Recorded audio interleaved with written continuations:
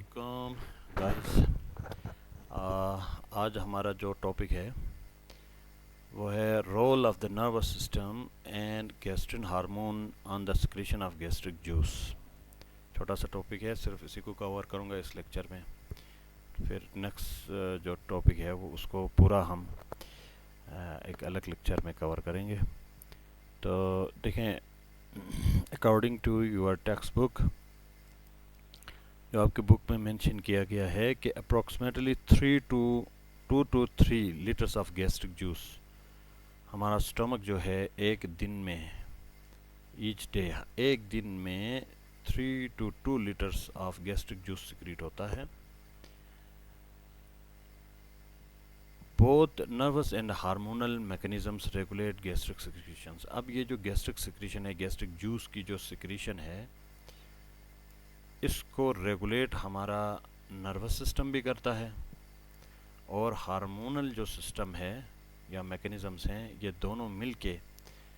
In gastric juices की secretion करवाते हैं। अच्छा, वो hormones that regulate stomach secretion include gastrin. अब वो हार्मोन्स जो हमारे स्टमक के सिक्रीशंस को रेगुलेट करते हैं वो गैस्ट्रिन हार्मोन है, सिक्रेटिन हार्मोन है, gastrin, secretin, gastric inhibitory polypeptide और कोलिसिस्टोकाइनिन। इनको फिर हम वन बाय वन इनका रोल हम डिस्कस कर लेंगे अभी। CSK, कोलिसिस्टोकाइनिन को हम CSK कहते हैं। अच्छा, कहता है कि the sensation of the taste and smell of food, जब हमारे सामने खुराक लाया जाता है उसको हम स्मेल करते हैं, उसकी बू हमें महसूस होती है या हम उसको मुंह में डाल देते हैं और उसका जो टेस्ट हमें महसूस होता है तो जो हमारे ओरल कैविटी के अंदर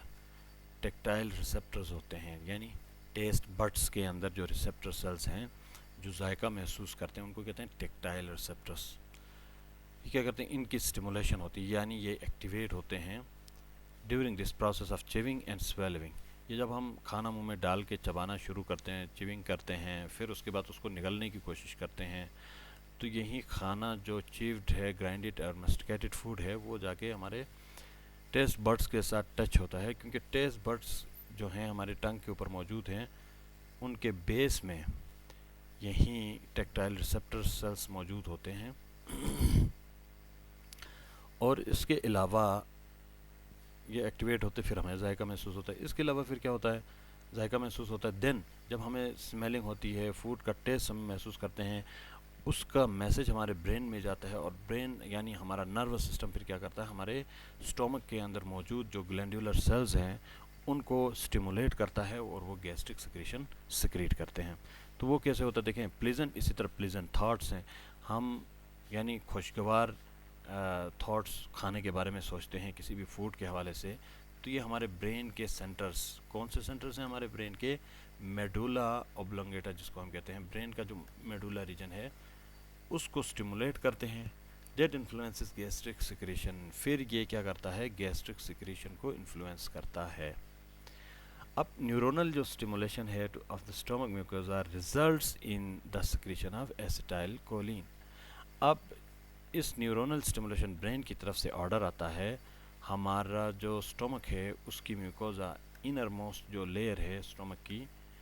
उसको म्यूकोसा कहते हैं, वो स्टिमुलेट होती है और उसकी स्टिमुलेशन से फिर जब ये स्टिमुलेट होगी तो क्या सिक्रीट करती है, एक हार्मोन है एसिटाइल कोलिन। ठीक है, एसिटाइल कोलिन हार्मोन सिक्रीट होगा which stimulates the secretory activity of both parietal and chief cells. तो ये क्या करता है, फिर हमारे पैरिटल सेल्स और हमारे बॉडी के चीफ सेल्स दोनों को स्टिमुलेट करता है and stimulate the secretion of gastrin from endocrine cells. और इसी तरह से जो गैस्ट्रिन हार्मोन है ये भी हमारे एंडोक्राइन सेल्स से सिक्रीट करवाया जाता है, यानी एसिटाइल कोलिन आके पैरिटल सेल्स को, हमारे चीफ सेल्स को और यानी स्टिमुलेट करता है और जिसके नतीजे में हमारे एंडोक्राइन सेल्स जो हैं वो एक्टिवेट होते हैं और अपनी जो सिक्रीशन है, रिस्पेक्टिव सिक्रीशन, उसको सिक्रीट करते हैं हम। अब जैसे ही गैस्ट्रिन हार्मोन सिक्रीट होता है, it is released into the circulation, blood circulation में छोड़ दिया जाता है, क्योंकि ये एंडोक्राइन ग्लैंड है। एज यू नो कि एंडोक्राइन ग्लैंड के डक्ट नहीं होते और वो डायरेक्टली क्या होता है हमारे ब्लड के अंदर रिलीज़ हो जाते हैं,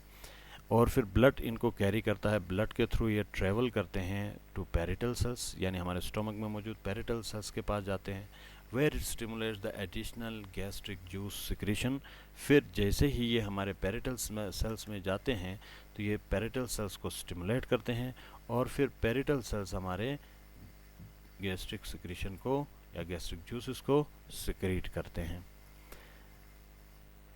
The greatest volume of gastric secretion is initiated by the presence of food in the stomach. अब ये ऊपर जो हमने बात की है हार्मोनल सिक्रेशन की, नर्वस सिक्रेशन की, तो ये जो है गैस्ट्रिक सिक्रेशन यानी गैस्ट्रिक जूसेस की सिक्रेशन को इनिशिएट करते हैं, लेकिन बहुत बड़ी मकदार में। देखें ना, शुरू में हमने पढ़ा कि 2 to 3 litres of gastric juice secrete होता है। तो बल्क में जो गैस्ट्रिक जूसेस की सिक्रेशन होती है वो पहले से मौजूद, जैसे हम खुराक खाते हैं, खुराक हमारे स्टमक तक पहुंच जाता है, तो उसमें उस दौरान खुराक की जो मौजूदगी होती है उसकी वजह से, यानी प्रेजेंस ऑफ फूड की वजह से, फिर ये गैस्ट्रिक जूस जो है बड़ी मकदार में सिक्रीट होना शुरू होता है। यानी कम कम मकदार में तो पहले हमारे नर्वस सिस्टम की वजह से, हमारे सेंसेशन की वजह से, ठीक है, एंडोक्राइन ग्लैंड्स की वजह से, सिक्रेटिन हार्मोन की वजह से, गैस्ट्रिन हार्मोन की वजह से थोड़ी सी मकदार में सिक्रीट तो होता है, लेकिन ज़्यादा मकदार में जब खुराक हमारे स्टमक में पहुंचता है तो फिर उस खुराक की जो प्रेजेंस है उसको डिटेक्ट करती हैं हमारे स्टमक की जो वाल है, उसकी डिस्टेंशन होती है, और उसकी वजह से फिर ये ग्लैंड्स एक्टिव होते हैं और ज़्यादा से ज़्यादा गैस्ट्रिक जूसेस सिक्रीट होते हैं। अच्छा, primary stimuli are distension of the stomach, यही कहता है जब खुराक हमारे स्टमक में जाएगी तो उसमें जो अव्वलीन स्टिमुलस है, यानी सबसे ज़्यादा कारगर जो स्टिमुलस है वो क्या है, distension of the stomach. Distension of the stomach मतलब स्टमक वाल का यानी डिस्टेंट होना, खिंच जाना, यानी जैसे खुराक अंदर जाएगा हमारा जो मैदा है, स्टमक है, वो भर जाएगा खुराक से, फूड से, तो वो थोड़ा सा उसके जो वाल्स हैं उनके ऊपर प्रेशर आएगा, वो थोड़ा स्ट्रेच होंगे, उस स्ट्रेच को क्या कहते हैं, डिस्टेंशन, ठीक है, यानी थोड़े ढीले हो जाएंगे प्रेशर की वजह से। And the presence of amino acids and peptides in the stomach, और इसके साथ साथ क्या है, अब थोड़ा सा खुराक डाइजेस्ट भी होगा, या पहले से मौजूद अमाइनो एसिड्स होते हैं, पहले से मौजूद पेप्टाइड्स होते हैं, यानी प्रोटीन का ब्रेक डाउन प्रोडक्ट पहले से थोड़ा थोड़ा हमारे स्टमक में होता है। तो ये सारी चीज़ें क्या करती हैं, प्रेजेंस ऑफ फूड या distension of the stomach wall, presence of amino acid and some peptides, ये प्राइमरी स्टिमुलाई हैं for bulk secretion of gastric juices, यानी गैस्ट्रिक जूस को बहुत ज़्यादा मकदार में सिक्रीट करवाने के प्राइमरी स्टिमुलाई हैं। इसी तरह से पेरिस्टाल्टिक वेव्स आकर लेस फ्रिक्वेंटली, कहता है कि पेरिस्टाल्टिक जो वेव्स होती हैं वो लेस फ्रिक्वेंटली मतलब स्लोली होती हैं, उनकी रेट कम हो जाती है, और यानी वो लेस फ्रिक्वेंट होती हैं, और ये जो लेस फ्रिक्वेंसी है इनकी are significantly more powerful than mixing waves, जो चर्निंग वेव्स, मिक्सिंग वेव्स को चर्निंग वेव्स भी कहते हैं। यानी एक तो पेरिस्टाल्सिस होता है, और पेरिस्टाल्सिस की यानी स्लो स्लो जो पेरिस्टाल्सिस होता है वो हमारे जो मिक्सिंग वेव्स हैं उनसे ज़्यादा सिग्निफिकेंट है, फ़ायदेमंद हैं उस खुराक को। अच्छा, enforce the chyme near the periphery of the stomach towards the pyloric sphincter. अब ये क्या करती हैं, खुराक के अंदर गैस्ट्रिक जूसेस आके मिक्स हो गए, मिक्सिंग वेव्स ने उनको मिक्स किया, खुराक की ब्रेक डाउन हो गई, HCl ने उनको ब्रेक किया, तो उसके बाद वो एक काइम, एसिडिक काइम में कन्वर्ट हो जाता है, जिसको सूप लाइक यानी एसिडिक सूप लाइक मटेरियल बन जाता है, लिक्विड बन जाता है, जिसको काइम कहते हैं। अब उसको ये क्या करते हैं, ये जो peristaltic waves, less frequent peristaltic waves हैं, ये आहिस्ता आहिस्ता उस खुराक को हमारे स्टोमक के पाइलोरिक स्फिंक्टर यानी आखिरी हिस्से की तरफ उसको धकेल दिया जाता है। फिर pyloric sphincter usually remains partially closed. As you know कि जो पाइलोरिक स्फिंक्टर है हमारे मैदे के आखिर में एक छोटा सा सर्कुलर रिंग का एक यू कैन से स्फिंक्टर है, यानी वाल्व है, जो ओपनिंग एंड क्लोजिंग करता है। आगे से फूड आता है तो वो ओपन होता है, और फिर फूड को रोक के रखना है, डाइजेशन का प्रोसेस जारी है तो ये क्लोज हो जाता है। ठीक है, तो यूजुअली रिमेन्स पार्शली क्लोज्ड, ये हमेशा आम तौर पर थोड़ा सा पार्शली क्लोज रहता है because of mild tonic contraction, क्योंकि वो जो सर्कुलर स्मूथ मसल्स हैं, ऑब्लिक मसल्स हैं, लॉन्गिट्यूडनल मसल्स हैं, उनकी जो माइल्ड कंट्रैक्शन होती है उसकी वजह से ये पार्शली क्लोज रहता है। Each peristaltic contraction is sufficiently strong to force a small amount of chyme through the pyloric opening and into the duodenum। कहता है कि आप जो पेरिस्टाल्टिक कंट्रैक्शंस हैं, लेस फ्रीक्वेंट पेरिस्टाल्टिक कंट्रैक्शंस हैं, ये इतने इनफ हैं, इतने स्ट्रॉन्ग इनफ हैं, इतने मजबूत होते हैं, इतनी उनमें ताकत होती है, इतनी फोर्स होती है कि काफ़ी मकदार में इनके अंदर फोर्स है। तो ये क्या करते हैं कि कायम के, यानी जो कायम है, सूप लाइक स्ट्रक्चर है, एसिडिक कायम है, उसको पुश करते हैं to through the pyloric opening into the duodenum, यानी पायलोरिक स्फिंक्टर उस वहाँ पे फिर डायलेट होता है, ओपन होता है, और फिर वो पायलोरिक ओपनिंग ओपन होती है और हमारा खुराक जो है ड्यूडेनम, स्मॉल इंटेस्टाइन के इनिशियल पोर्शन, शुरू वाले पोर्शन जिसको ड्यूडेनम कहा जाता है, उसमें खुराक दाखिल होता है। अब उसमें स्मॉल इंटेस्टाइन में जैसे ही खुराक दाखिल होगा और स्मॉल इंटेस्टाइन के अंदर क्या होने वाला है, इसको हम नेक्स्ट लेक्चर में कवर करेंगे। यहाँ तक छोटा सा टॉपिक था, इसको मैंने कवर करने की कोशिश की है।